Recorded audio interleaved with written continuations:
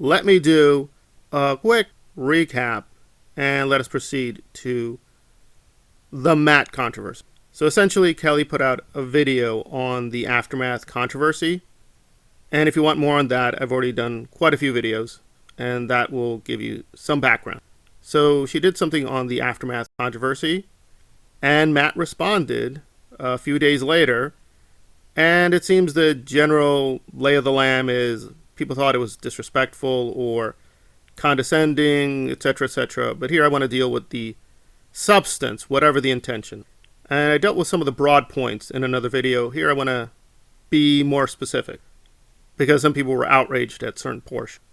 All right, one of the things he brought up is Kelli's standing. In other words, she's too young to understand Matt's trauma or Rinder's trauma or properly gauge how much the older people, and I think that's the framing he used, really it's these much more experienced people have in dealing with Miscavige and dealing with the cult and facing harassment and stalking and so on and so forth.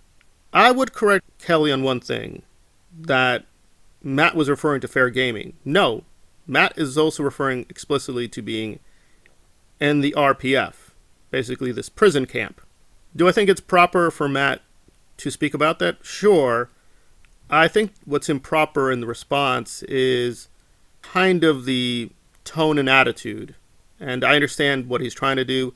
And again, if he thinks Kelli doesn't recognize his pain at that level, that's his decision. I would just say that's a little cynical. Why? Well, that's what I'm going to get to. Is Matt keeps bringing up two things. One, the Aftermath TV show did a lot of good. Also, the Aftermath Foundation is doing a lot of good. But what kind of good is being done? Well, there's a central problem in both cases. Namely, how selective the attention is. So, did the Aftermath TV show do some good? Yes. However, its focus and attention was very, very selective. There's an added problem that, which is inevitable, that Lily was put into this kind of hero role. And that's very explicit. Now, again, I've only seen a few episodes, as well as a lot of clips, so I want to see the whole thing to make a more firm judgment. It was a little repetitive. Lily is the hero, she's helping everyone, and then everyone is basically a selected group of victims. Their victimhood is real, but it's supposed to stand for the broader population, and it does not. It just stands for those people and a few other people. So it's very selective what the focus was with the Aftermath TV show. If Matt doesn't recognize that, I just got to say he's very biased.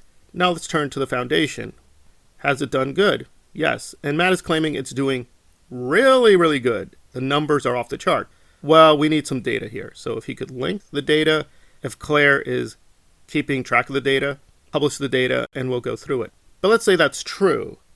We still have this selective focus problem that many people are saying individually on my channel, other channels, and they're saying this consistently, they don't feel comfortable. So even if it's helping, quote, a large population, a lot of people are being lost. And again, Matt doesn't recognize that. People are not comfortable going to Rinder for help or Claire for help. Again, I just think he's being biased.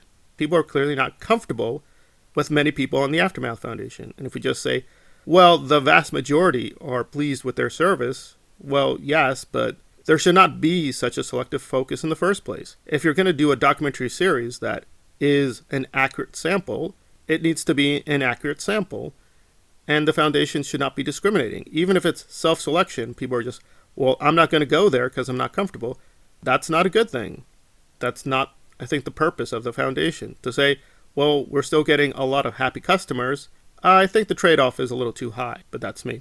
So again, these two major points he keeps hammering back to, they're solid points, but I think there's a very flawed logic behind them. And more to that, it's frankly a little disconcerting that, and again, believe me, I'm getting older, so I recognize this, that there is a lot of discrimination based on age. But there's a lot of benefits to being older. Namely, people presume you're a much more wise person. And I actually do think Matt is wise. But I also think he's cynically cashing that in, frankly, saying, well, Kelli, how old are you? It's like, well, let's see, I have triple your life experience, so I think you need to just shut up. Okay, well, maybe Kelli does need to shut up. Theoretically, let's play devil's advocate. Who is entitled to speak? Apparently only people above a certain age limit. But guess what? People above that age limit don't like you either.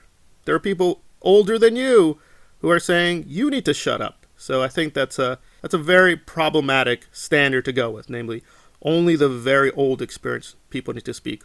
Well, guess what? They're not necessarily on your side. So I think that's a very problematic path to go down. But if he wants to pull that card, he can pull that card. He may be surprised where he's going to end up.